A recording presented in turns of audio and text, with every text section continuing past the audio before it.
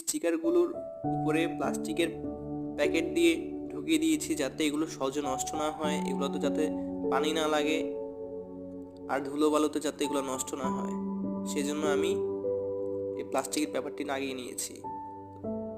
এখন এগুলোকে সুন্দর মতো গ্লু গান দিয়ে দেয়ালের উপরে লাগিয়ে দিলাম, ফিট করে একদম সমানভাবে সুন্দর করে।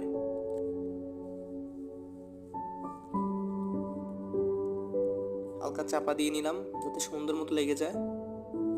তো এইভাবে সবগুলো লাগানো শেষ করে ফেললাম একের পর এক। এখন তোমরা দেখতেই পাচ্ছ কত সুন্দর সুন্দর দৃশ্য হোম ডেকোরের। দেখো কত সুন্দরভাবে লাগিয়েছি, চমৎকারভাবে।